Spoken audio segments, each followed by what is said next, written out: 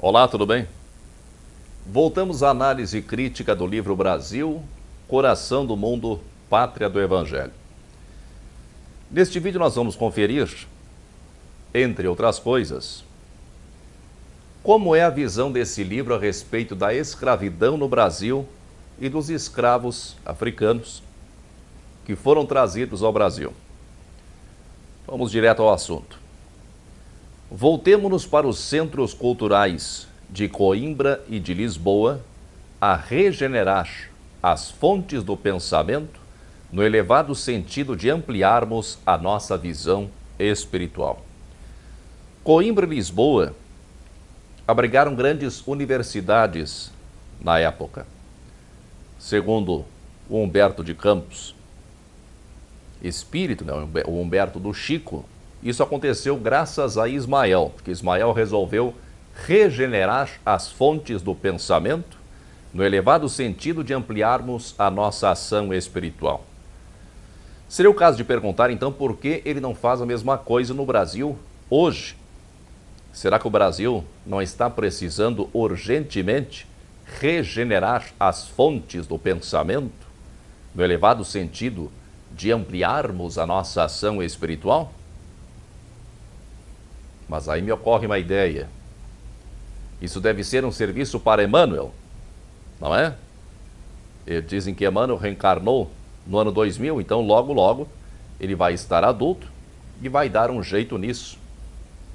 Claro que eu estou brincando, né?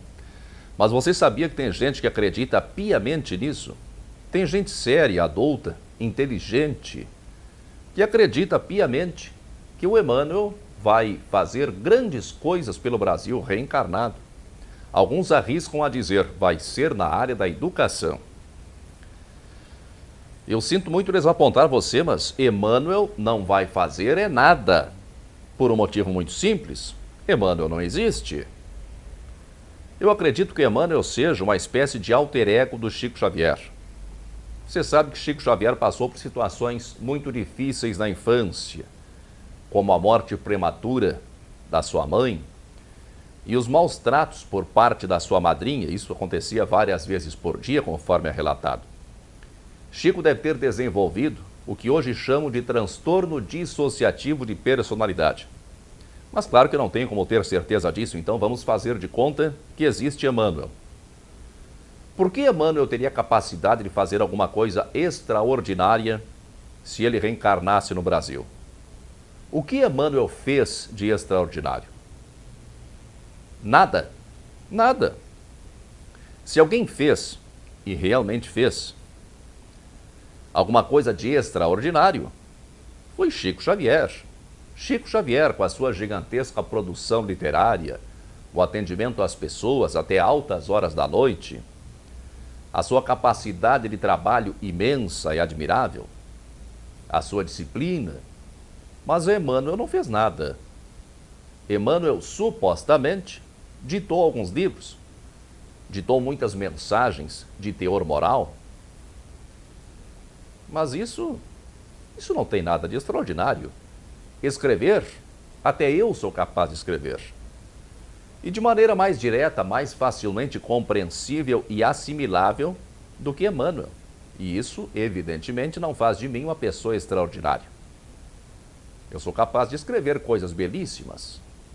Mas quem diz que eu consigo colocar em prática as coisas que eu sou capaz de escrever?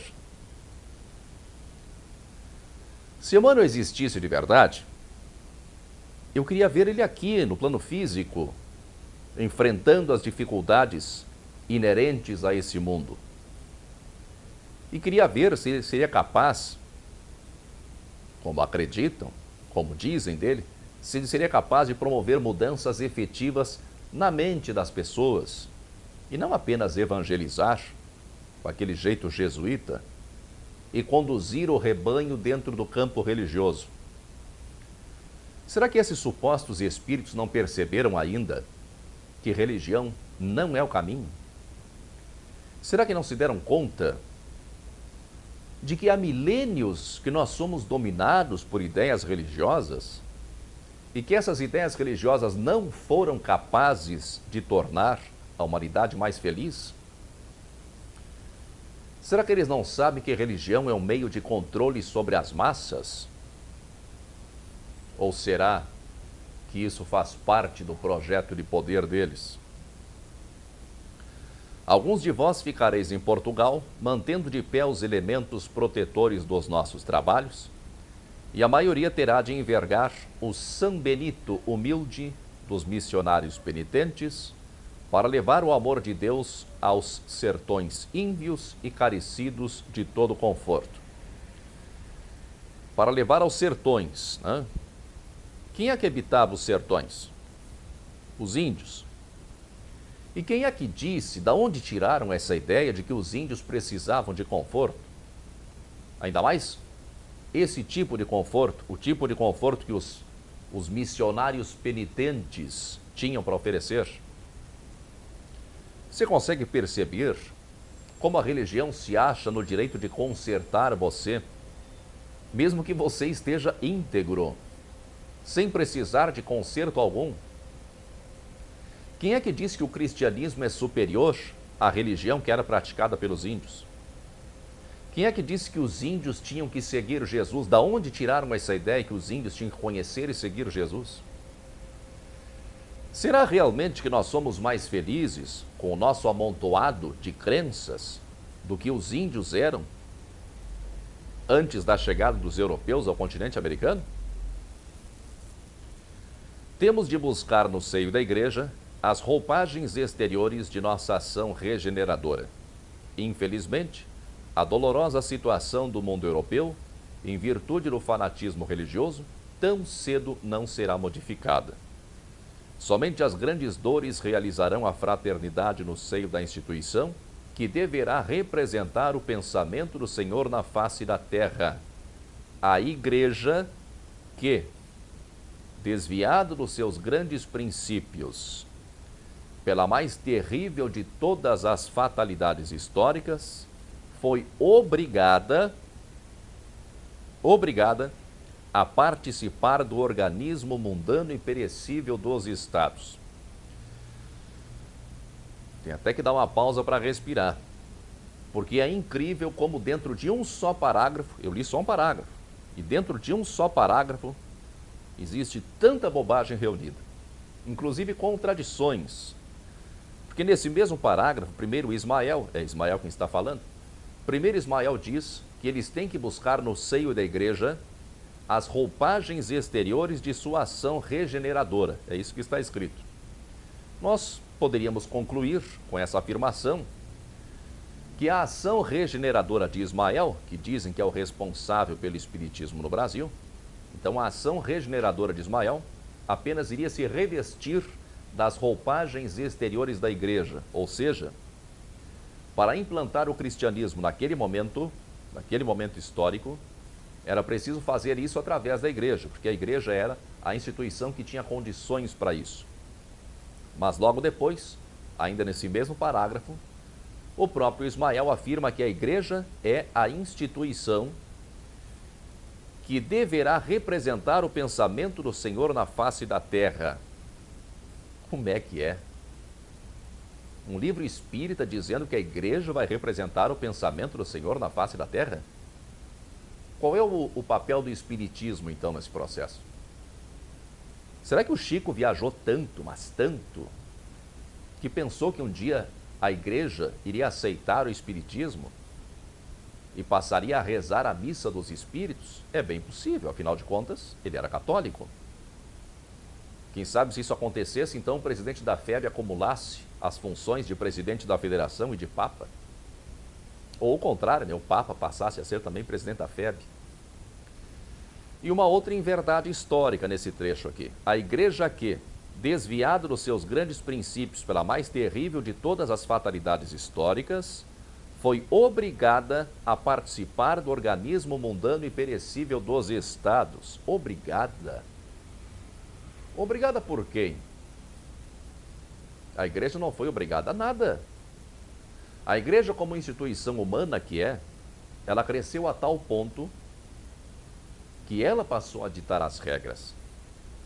A igreja sempre esteve aliada aos negócios de Estado, não porque foi obrigada, mas porque os interesses dos homens que conduziam a igreja assim quiseram. Temos que aproveitar as possibilidades que o seu campo nos oferece para encetar essa obra de edificação da pátria do Cordeiro de Deus. Cordeiro de Deus. No livro espírita nós temos que nos deparar com uma expressão dessas. A expressão Cordeiro de Deus é usada por João Batista, lá no Evangelho de João. Diz assim: eis o Cordeiro de Deus, aquele que tira o pecado do mundo. Isso está em João capítulo 1, versículo 29. Os israelitas, eles sacrificavam animais para aplacar a ira do Senhor. Eles pecavam, eles cometiam pecado, e o animal sacrificado simbolicamente pagava pelos pecados deles. Essa é a origem de uma expressão muito conhecida, bode expiatório. O bode, ou o cordeiro, ele expiava os pecados no lugar das pessoas. Claro que o bode não devia concordar com isso, mas acho que ele não era consultado. A ideia de chamar Jesus de Cordeiro de Deus é uma ideia salvacionista. É uma ideia de quem acredita que Jesus foi sacrificado para pagar pelos nossos pecados. Mas eu pergunto, o Espiritismo ensina isso? A doutrina espírita ensina isso? O Espiritismo ensina que Jesus morreu para pagar pelos nossos pecados? Não, pelo contrário. O que nós depreendemos do Espiritismo é que nós somos responsáveis por nós mesmos. Isso eu concordo plenamente. Jesus não nos salva. Jesus nos legou o seu ensino. E esse ensino pode conduzir à salvação. É claro que depende do que quer dizer salvação para cada um de nós. Mas você pode perceber que esse ensino é católico. O Chico implanta ideias católicas dentro do Espiritismo. Logo adiante, Ismael está se reportando aos futuros jesuítas que viriam catequizar os índios no Brasil. Diz assim: trabalhareis sob a minha direção nas florestas imensas de Santa Cruz, arrebanhando as almas para o único pastor. O único pastor, dentro do conjunto de crenças limitadoras exposto por esse livro, é Jesus. Veja como Chico se refere aos ilustres jesuítas. Quase todos os espíritos santificados, ali presentes, se oferecem como voluntários da grande causa. Entre muitos, descobriremos José de Anchieta e Bartolomeu dos Mártires, Manuel da Nóbrega, Diogo Jacome, Leonardo Nunes e muitos outros que também foram dos chamados para esse conclave no mundo invisível. Você viu como Chico se refere aos jesuítas? Espíritos santificados. Você viu que ele menciona Manuel da Nóbrega, que segundo ele mesmo, segundo Chico, Manuel da Nóbrega foi uma reencarnação de Emmanuel. Manuel da Nóbrega era um entusiasta da escravização dos índios. Essa que é a verdade. E ele foi conivente com ciladas para capturar e matar índios que ele considerava muito diferentes dos portugueses. Eles nunca gostaram dos diferentes. O Nóbrega se horrorizava com os costumes sexuais dos índios, ficava horrorizado. E achava então que os índios deviam ser convertidos à força. Isso, pelo menos ao meu ver, não tem nada de santificado. Eu vou deixar aqui embaixo, na descrição do vídeo, alguns links, se você quiser consultar, para você ter uma ideia melhor sobre a relação dos jesuítas com os índios. Não tem nada a ver com essa historinha bonita aqui. Vamos prosseguir com as contradições do Chico. Não constitui objeto do nosso trabalho o exame dos erros profundos da condenável instituição. Ele está se referindo à Inquisição. Mas logo adiante, ele rasga elogios aos jesuítas.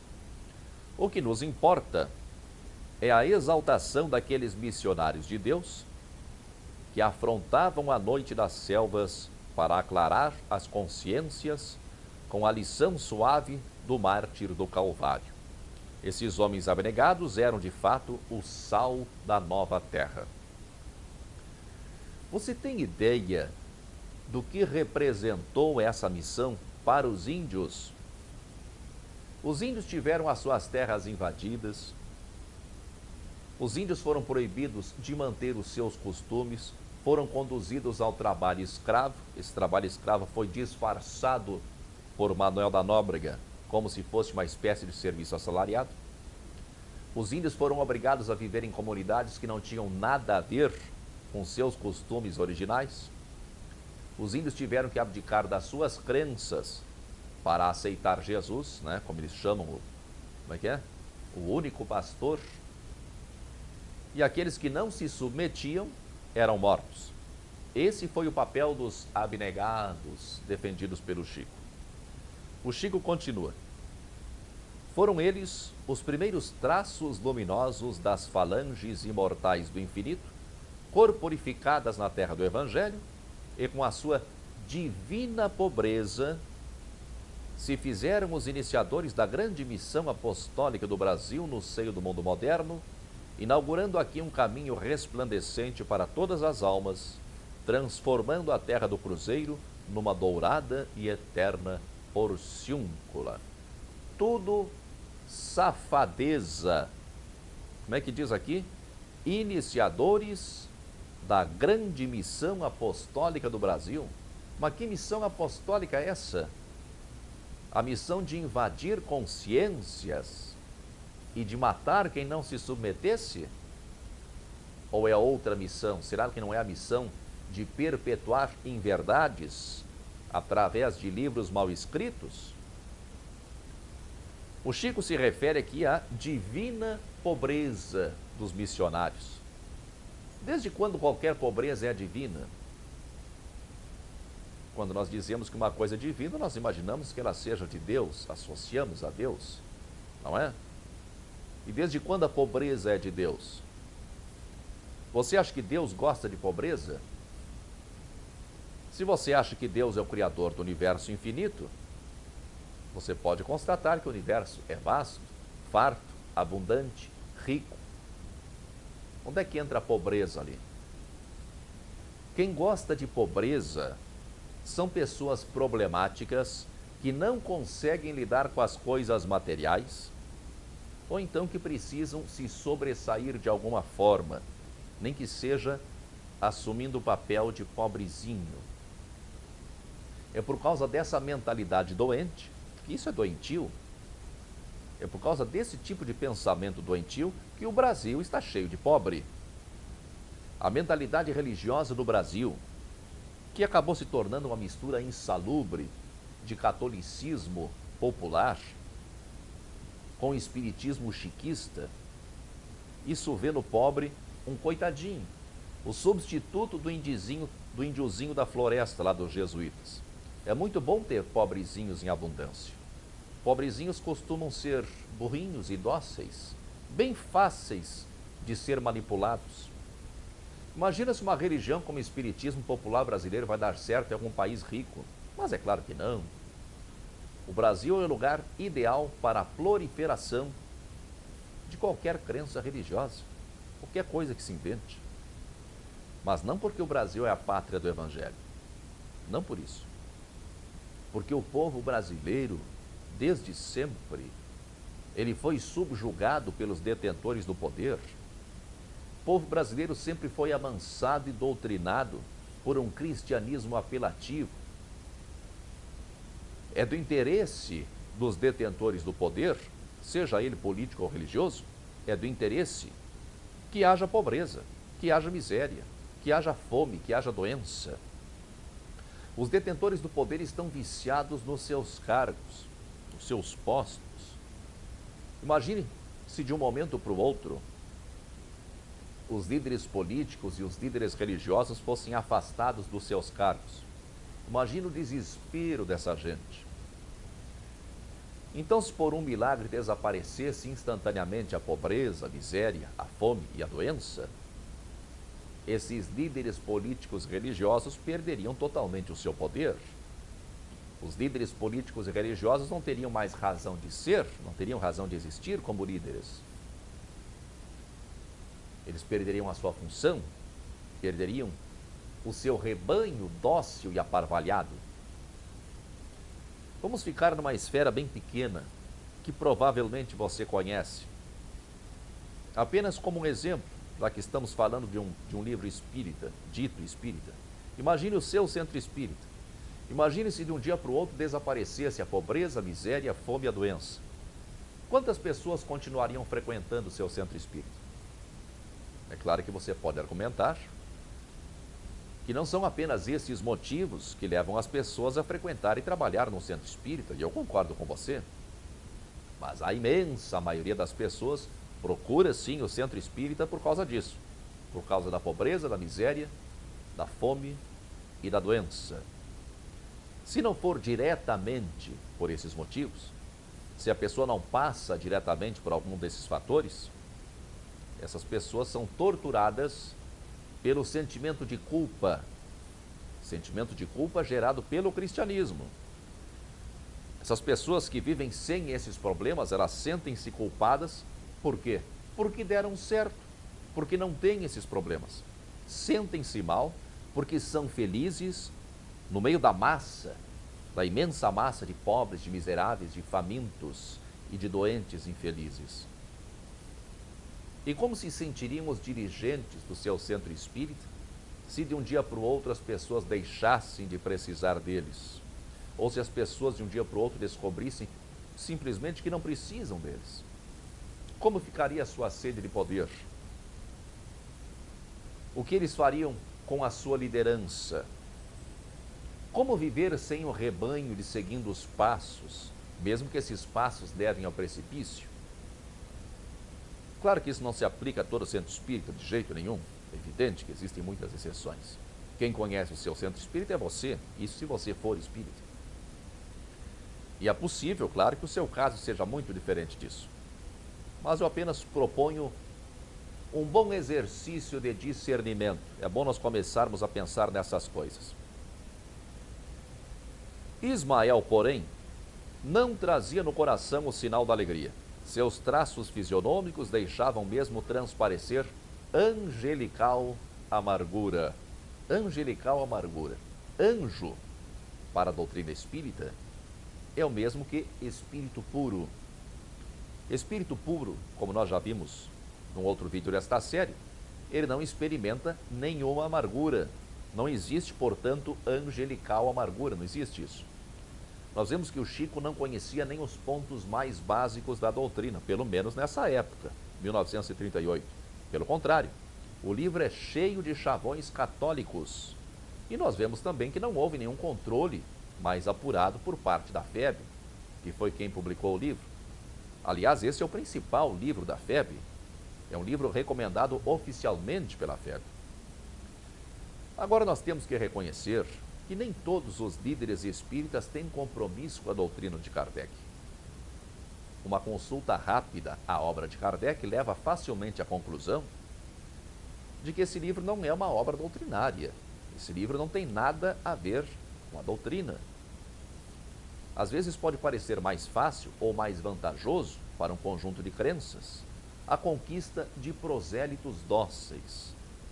A sede de poder é uma das maiores causas do atraso da humanidade. As grandes instituições políticas e religiosas precisam de gente. Gente para ser governada, doutrinada, mandada, sem questionar, só baixando a cabeça e obedecendo.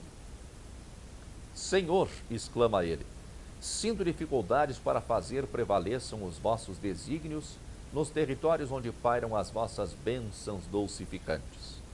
A civilização que ali se inicia sob os imperativos da vossa vontade compassiva e misericordiosa acaba de ser contaminada por lamentáveis acontecimentos. Os donatários dos imensos latifúndios de Santa Cruz fizeram-se à vela, escravizando os negros indefesos da Luanda, da Guiné e de Angola. Infelizmente, os pobres cativos, miseráveis e desditosos, chegam à pátria do vosso evangelho como se fossem animais bravios e selvagens, sem coração e sem consciência. O mensageiro, porém, não conseguiu continuar. Soluços divinos lhe rebentaram do peito o preço, evocando tão amargas lembranças. Soluços divinos. Não existe soluço divino. Lembrei o padre Quevedo. Soluço divino não existe.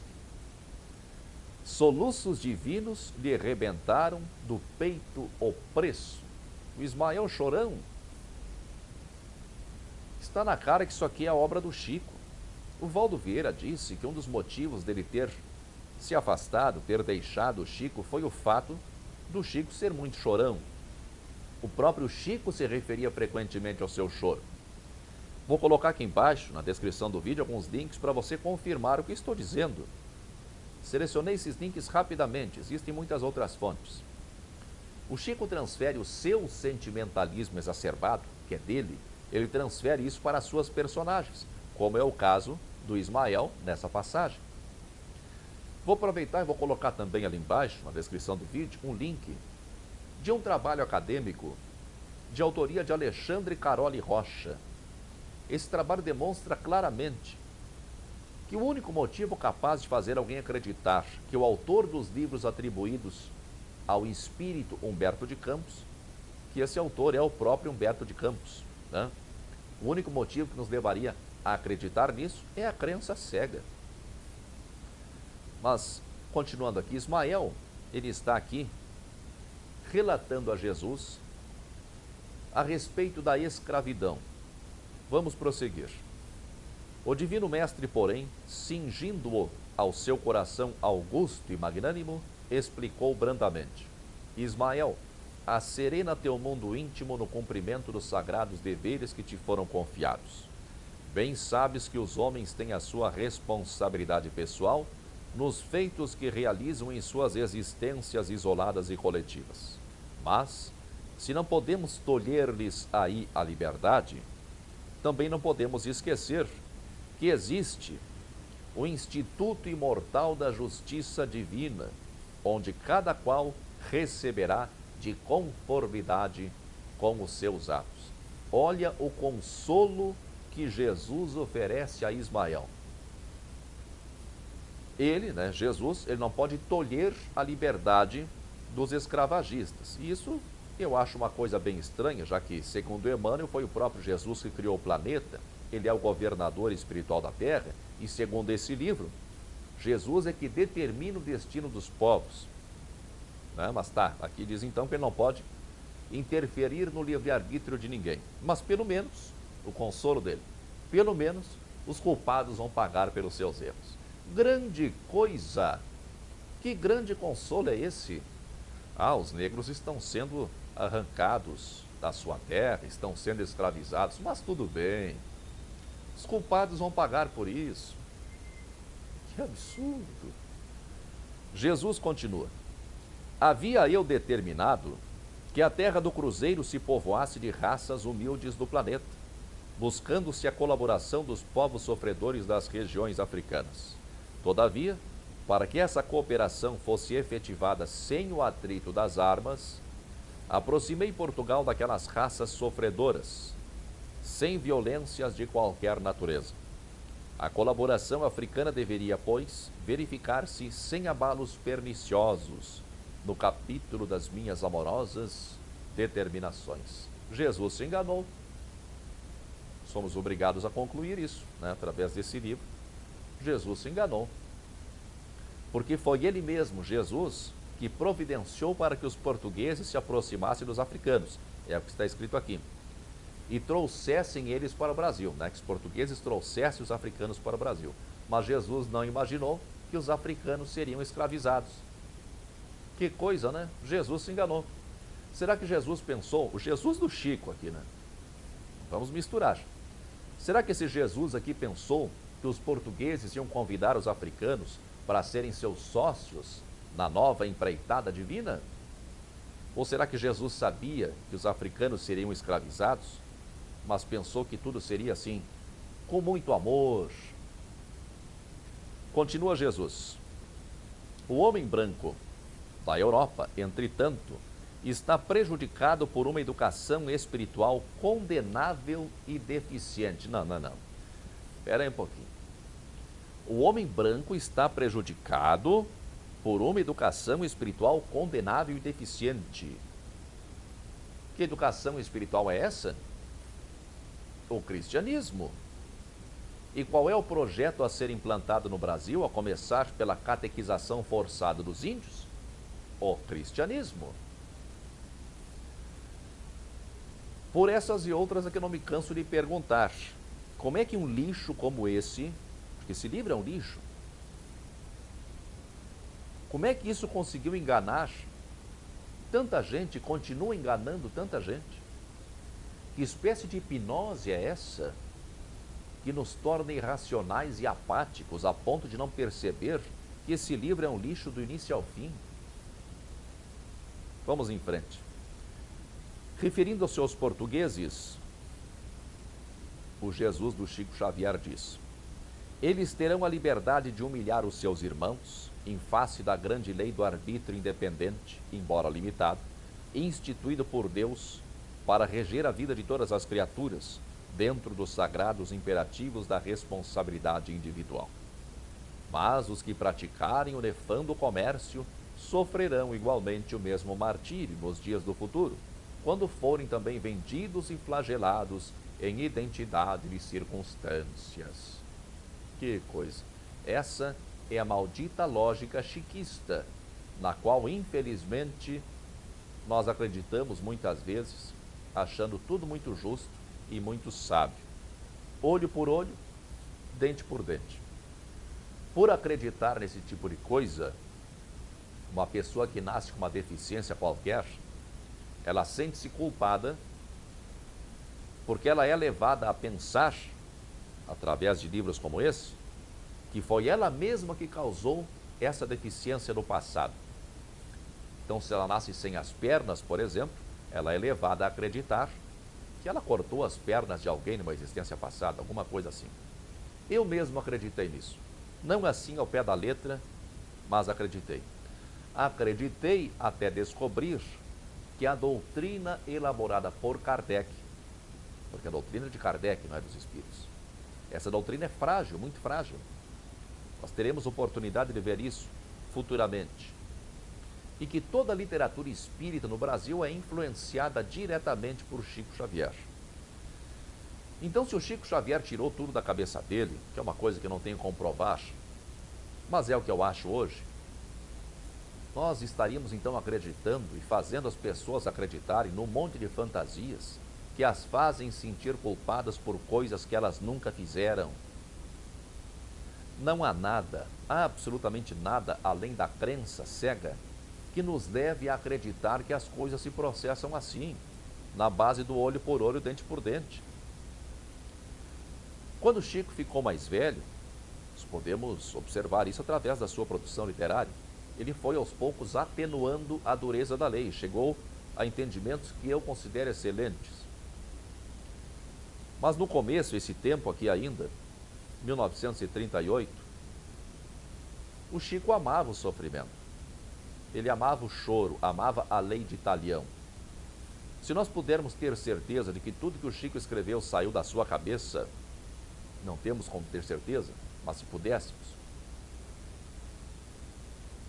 nós poderíamos concluir que estaríamos diante de um dos homens que mais influenciou negativamente a postura mental do povo brasileiro. Embora ele seja venerado como um santo e seja lembrado por dar sopinha para pobre e escrever cartas para as mães. Isso tem méritos? Tem. Mas essa postura mental implantada, como é que fica? Quem responde por isso? O Valdo Vieira, foi quem acolheu o Chico Xavier em Uberaba, quando o Chico saiu corrido de Pedro Leopoldo por causa de um escândalo. O Valdo fala abertamente num vídeo que o Chico Xavier recebia detalhes a respeito da vida dos falecidos para que pudesse compor as suas cartas supostamente psicografadas. É claro que a intenção do Chico era consolar as pessoas que tinham perdido seus entes queridos, principalmente as mães. Eu já recebi muitos pedidos de psicografia. Sei como é difícil dizer não. E agora que o Valdo morreu, existe uma campanha por parte de alguns espíritas para desacreditá-lo. O Geraldinho, num dos seus famigerados causos do Chico, ele faz questão de denegrir a imagem do Valdo para desacreditá-lo como testemunha. Vamos ver mais uma amostra da choradeira do Chico transferida para a personalidade do suposto Ismael.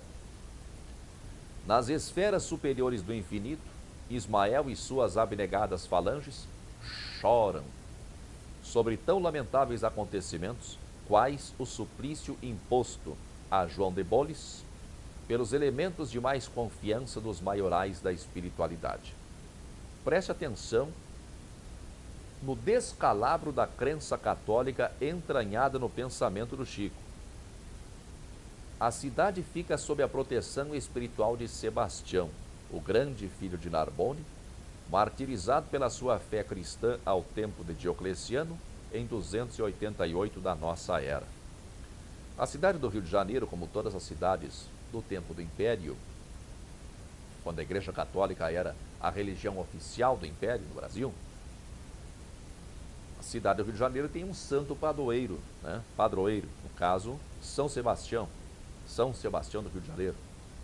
O Chico afirma que o santo padroeiro da cidade efetivamente protege a cidade que leva o seu nome.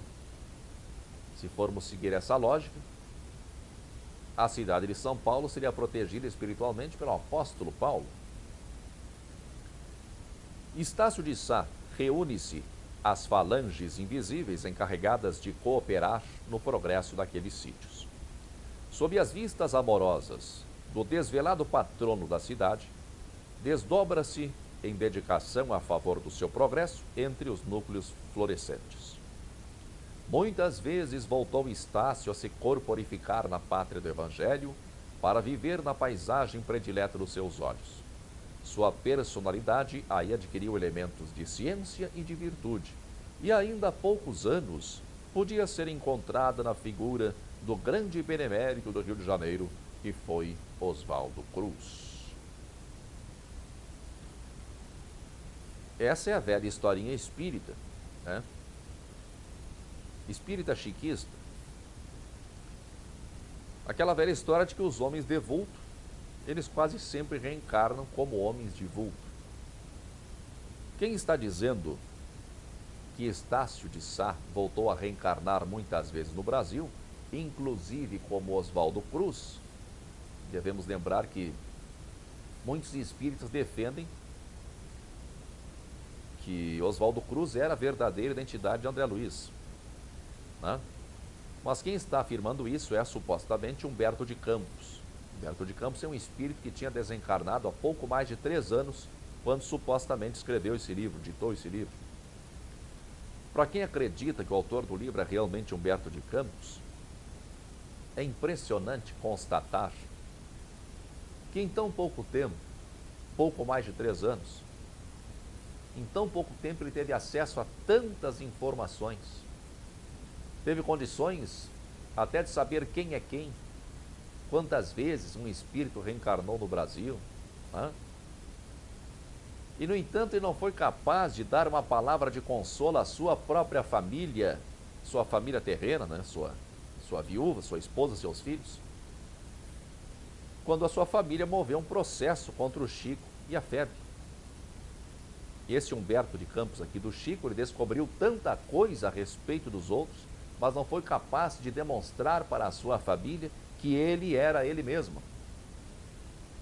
Veja como Humberto do Chico se imiscui na política. Mas os devotados obreiros do além não descansam em sua faina de abnegação e renúncia.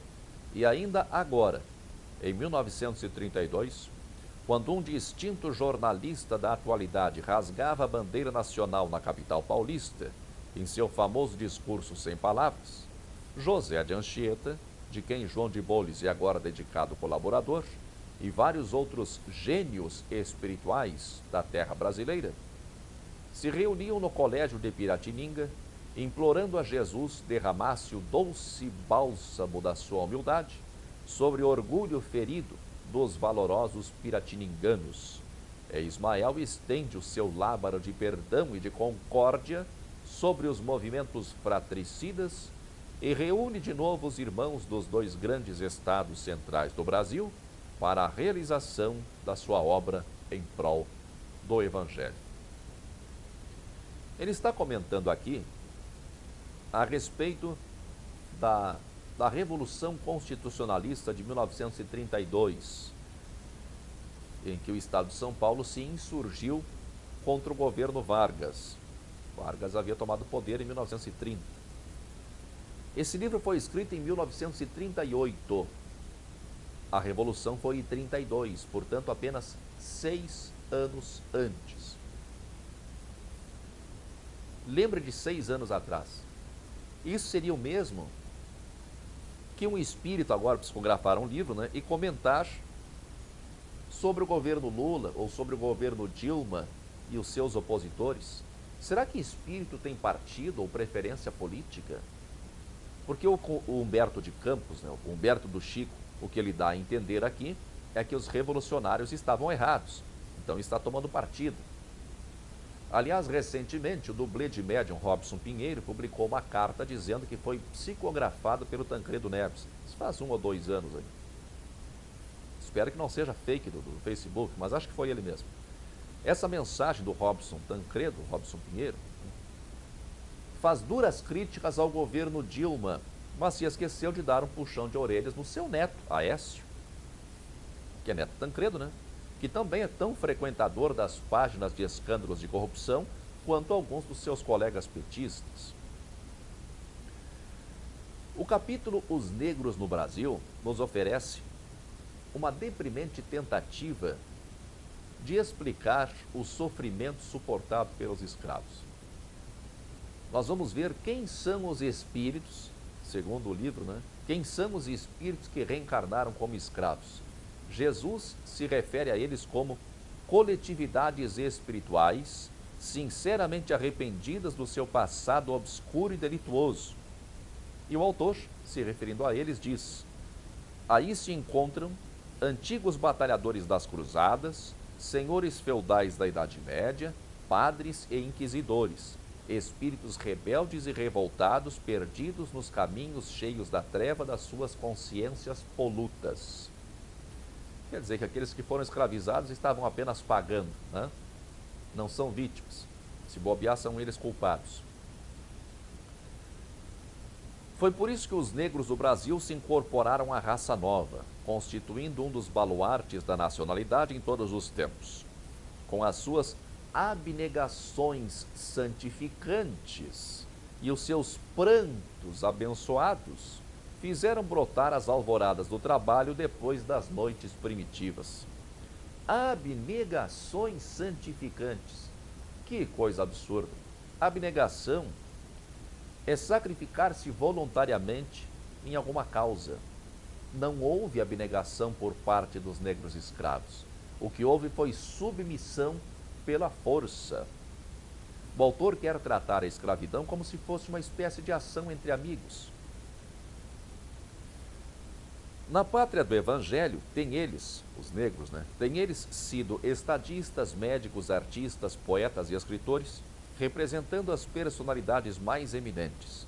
Em nenhuma outra parte do planeta alcançaram ainda a elevada e justa posição que lhes compete junto das outras raças do orbe, como acontece no Brasil, onde vivem nos ambientes da mais pura fraternidade.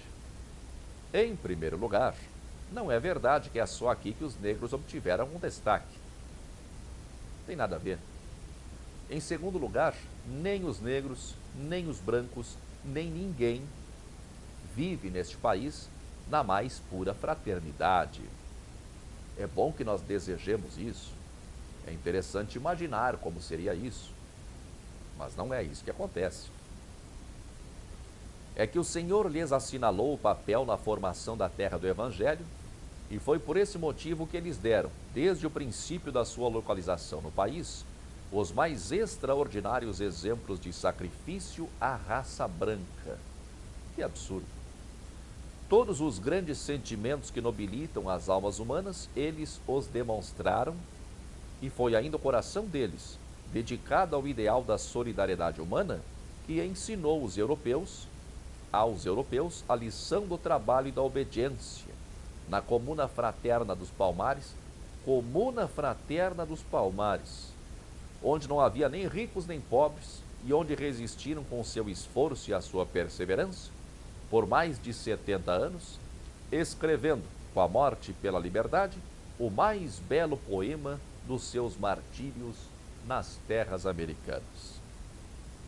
O autor, que às vezes parece tão sabichão, dando detalhes sobre as reencarnações de figuras ilustres, aqui ele demonstra que só o que ele sabe de verdade é aquilo que ele aprendeu nos livros do colégio da época. Ele falou sobre o Quilombo dos Palmares. Hoje nós sabemos que o Quilombo dos Palmares estava longe, muito longe de ser essa maravilha toda. Havia escravos no Quilombo.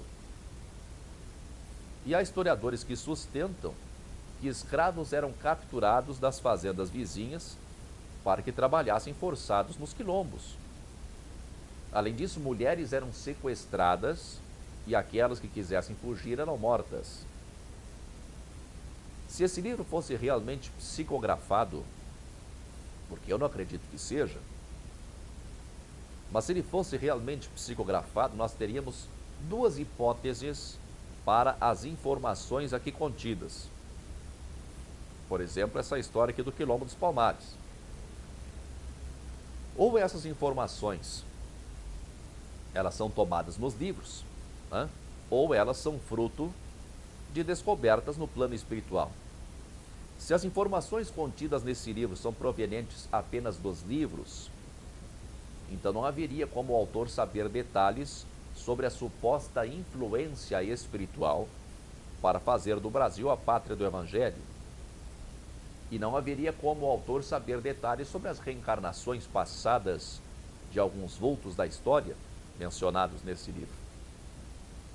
Se as informações contidas nesse livro, se elas são provenientes do aprendizado do autor no mundo espiritual, então os espíritos que passaram essas informações para ele estão equivocados a respeito da história. Ou se não foram espíritos que passaram essas informações para ele, se ele, Humberto de Campos, né, se ele as descobriu de outro modo, como por exemplo consultando arquivos espirituais, né, dizem que existem os arquivos acásicos ou akáshicos. Nesse caso, então, esses arquivos estavam errados. Pode-se argumentar que as informações históricas são do Humberto de Campos, né, aquilo que ele sabia na época, né, é o que se ensinava nos livros de colégio da época. Então as informações históricas são do Humberto de Campos. E as informações espirituais, então, são dos espíritos. Nesse caso, supõe-se que os espíritos iriam supervisionar, ou pelo menos conferir, o resultado final do livro. Vamos ver como é que ficou esse livro aí. Nesse caso, então, eles deveriam pelo menos corrigir os erros históricos aqui presentes. Pode-se tentar argumentar ainda, né, num esforço ridículo e desesperado de defender o Chico, que os detalhes históricos não têm importância. Isso aí são só detalhes históricos. Que importa se o Quilombo dos Palmares era uma maravilha ou não? Que o que importa, então, de verdade, é a mensagem presente no livro. Mas se não houve o mínimo cuidado com os dados históricos presentes nesse livro, se não houve cuidado com eles, é de supor-se também que não houve nenhum cuidado com as demais informações, nem mesmo com as informações de suposta origem espiritual. No próximo vídeo nós vamos ver como o Tiradentes, imaginado pelo Chico, como ele sente uma sincera alegria quando sabe que vai ser enforcado e ter o seu corpo esquartejado. Vamos ver que Tiradentes era bruxo do Ismael e que Tiradentes se torna uma espécie de mentor espiritual do Brasil. Não se aborreça. Muita força e paz para você.